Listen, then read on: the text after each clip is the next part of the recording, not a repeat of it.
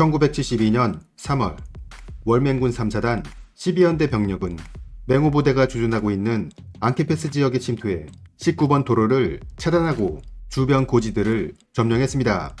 기갑연대는 적이 점령하고 있는 638 고지에 병력을 투입해 고지를 탈환하려 하였지만 그들이 완강하게 저항해오자 638 고지에서 남동쪽으로 1.5km 떨어진 무명고지에 1개 중대를 투입해 그곳에서 638 고지의 상황을 관측하고 공격하려 하였습니다. 무명고지에 투입될 중대는 정태경 대위가 지휘하는 6중대로 결정되었으며 병력은 총 94명이었습니다. 수색중대장, 그 다음에 수색소대가 부상을 당하고 그 다음에 전사자가 나고 했기 때문에 기갑연대 6중대인 저희 중대가 13일 날 투입하라는 명령을 받고 그곳에 투입하게 되었습니다. 중대장은 중대원들을 모아놓고 다음과 같이 훈시합니다. 평소 연마한 전투훈련을 실전에 활용할 절호의 기회가 왔다. 랜딩 시에는 신속한 동작으로 상계하라. 부위 트랩에 유의하라. 적 앞에 용감하면 살고 비굴하면 죽는다. 적에게 등을 보이지 마라. 어떠한 역경 속에서도 대안의 남아답게 용감하게 싸워라. 1972년 4월 13일 61포병대대에서 작전지역인 무명고지를 향해 238발의 포탄을 발사한 후 6중대의 전병소대인 2소대가 5대의 헬기에 나누어 타고 이륙을 실시합니다.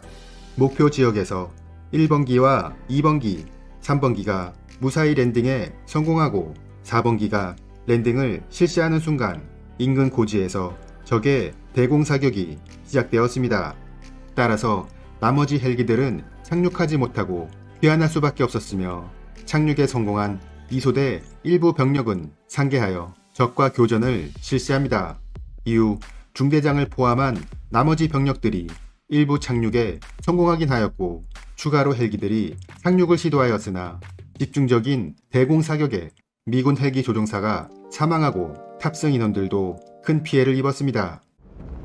당시 6중대 중대장이었던 정태경 대위는 대원들을 이끌고 350 고지로 향했습니다. 후방에서 적을 공격하라는 명을 받았기 때문입니다. 그런데 헬리콥터 착륙이 여의치 않았습니다. 그곳에 이미 북베트남 정규군이 매복해 있었습니다. 54명의 대원들이 3-4m 높이에서 배낭을 방패 삼아 뛰어내렸습니다. 거기에 적이 없는 걸로 알고 랜딩을 했는데 적이 있어버려가지고 랜딩하자마자 막 사격을 받으니까 정신이 없었어요. 이렇게 목표 지역에 투입된 병력은 장교 4명과 병사 52명이었으며 바로 적과 교전을 실시한 아군은 이 중 6명이 전사하고 7명이 부상을 당했습니다. 중대장이 상황 파악을 해본 바 6중대의 북쪽과 남쪽 고지에는 이미 월맹군이 진지를 편성하고 있었고 6중대는 그들의 사이에 랜딩을 실시한 것이었습니다. 그 당시 살려달라고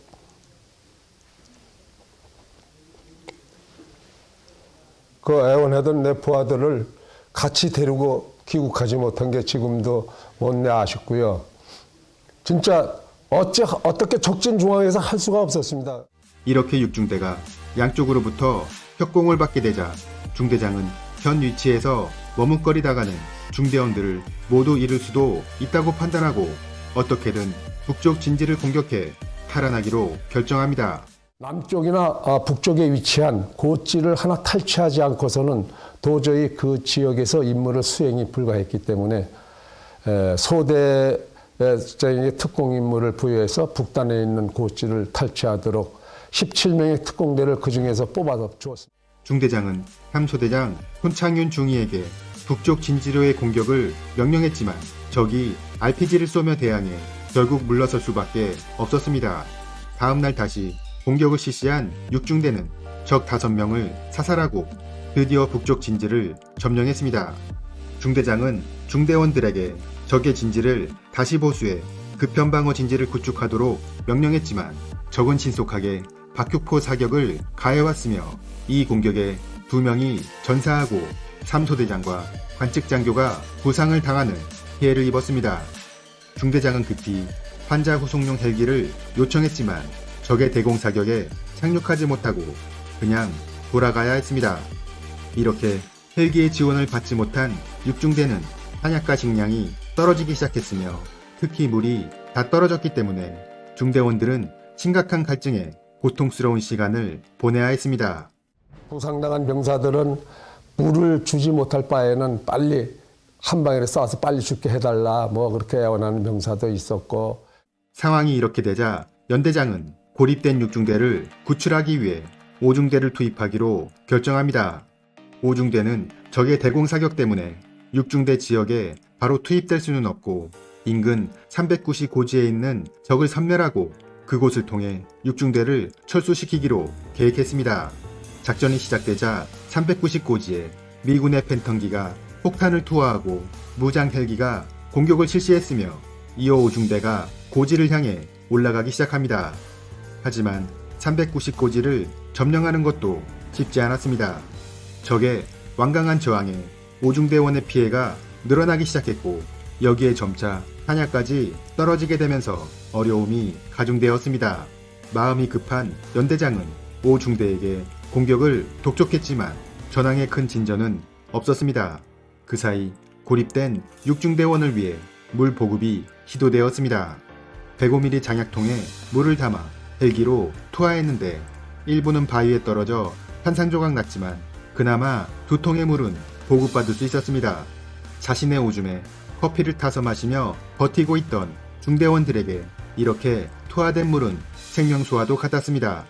당시 UH-1 헬기는 미군이 전적으로 운용하고 있었기 때문에 한국군이 요청한다 하더라도 잘 지원해주지 않았고 대공 사격이 이루어지는 위험 지역에는 미군 조종사들이 잘 들어가려 하지 않았습니다. 직접적인 도움을 줄 수 없었던 사단장은 L-19 항공기를 띄워 6중대에게 격려 방송을 해주기도 했습니다. 혈전 속에 담을 세운 맹호용사 여러분, 여러분의 끈질긴 투지와 공격 앞에 적은 기진맥진해 있다. 앙키의 계곡의 적 완전 섬멸은 오직 시간 문제다. 승리의 영광된 역사는 여러분의 피와 땀을 요구한다. 계속 전진하라. 최후의 승리는 여러분의 것이다. 4월 17일 390고지를 점령하지 못하고 있던 5중대는 고지 정상에 항공 폭격을 해달라고 요청합니다. 하지만 사단에서는 적이 야군과 근접해 있어 위험하다는 이유로 거부했는데 5중대장은 충분한 안전조치를 취할 테니 폭격을 해달라고 재차 요청합니다. 결국 폭격이 결정되고 5중대장이 오폭을 피하기 위해 적색 연막탄을 피웠는데 월맹군이 이를 목격하고 자신들도 아군에게서 노획한 연막탄을 피우기 시작했습니다. 잠시 후 미군의 팬텀기들이 날아왔는데 연막탄의 위치를 잘못 판단하여 아군 인근에 네이팜탄을 투하해 3명의 병사가 화상을 입었습니다. 4월 18일 6중대가 고립된 지 5일째 되던 날 장교들은 모두 전사하거나 부상을 당한 상태였으며 탄약과 식량은 떨어졌고 갈증은 심해져만 갔습니다. 이때 6중대 진지에 물 10통이 투하됐는데 갈증이 심했던 병사들은 모두 호에서 뛰쳐나와 물을 차지하기 위해 달려나갔습니다. 중대장은 M16 소총을 난사하며 모두 상계에 호 속으로 엄폐하라 라고 소리쳤고 이 순간 적의 박격포탄 50여 발이 떨어졌습니다. 이 공격으로 2명이 전사하고 중대장을 포함해 4명이 부상을 당했습니다. 호에서 튀쳐나오는 거예요. 그래서 중대장이 나서 뭐 당황하지 않을 수가 없었습니다. 그래서 호에서 일어나서 병사들을 진정시키기 위해서 M16을 막 쏘고 암치게 한 찰나 적들의 그 보급되는 지역에 대한 그 박격포 사격이 40-50발 떨어지는 바람에 한계에 도달한 6중대장은 자신을 구출하기 위해 노력하고 있는 5중대장에게 무전을 보냈는데 이들은 한국에서부터 함께 근무한 경험이 있어 개인적으로 매우 가까운 사이였습니다. 6중대장 정태경 대위는 부인과 딸에게 아빠는 전장에서 비겁하지 않게 용감하게 싸우다 죽었다 라고 전해달라 하였고 이어 그는 군가 진짜 사나이를 불렀습니다. 그의 무전은 대대 전체에 공유되고 있었기 때문에 이 무전을 들은 수많은 부대원들을 슬프게 했습니다. 정태영 대회는 그 당시에 이미 부상당한 상황이고 무전병이 나한테 이제 울부짖으면서 무전이 들어오는데 우리 중대장이 살려달라고 막 울면서. 그런데 정태경 대위는 안영서가 못 올 걸 이미 알고, 그리고 구출이라는 것이 쉽지 않거든 사실은요. 알고서 오지 말라고, 오지 말고 내가 너한테 해줄 얘기 있다고 하면서 고향에 부인하고 딸이 있는데 용감히 싸우다 죽었다고. 자라다가 무전으로 들어왔어요. 그걸 듣고 있던 우리 참 오늘 연대장 다 우셔줬습니다. 오중대는 다시 한번 390고지로 공격을 감행합니다. 중대장은 공격의 진척을 보이지 않은 소대장에게 내가 직접 가서 지휘하겠다라고 호통을 치며 다그쳤습니다. 결국 오중대는 돌격을 실시해 390고지를 점령할 수 있었고 곧 6중대와 연결되어 그들을 구출할 수 있었습니다. 오중대가 390고지를 점령하자 그곳에서 전투가 벌어지고 있는 638고지를 관측할 수 있었기 때문에 오중대는 638고지의 상황을 수시로 관측해 상부에 보고했습니다. 하지만 390고지 주변 일대에는 아직 월맹군의 잔적이 많이 남아있었으며 맹호부대는 이들을 소탕하는 과정에서 큰 인명피해를 입어야 했습니다. 이상으로 앙케패스 무명고지 전투였습니다. 지금 죽어도 좋은데 물 한 모금만 먹고 죽었으면 좋겠다고 하다가 철들 생각이 나서 그 먹고 싶다는 물 41년 만에 가지고 왔는데 용서해 줄지 모르겠네.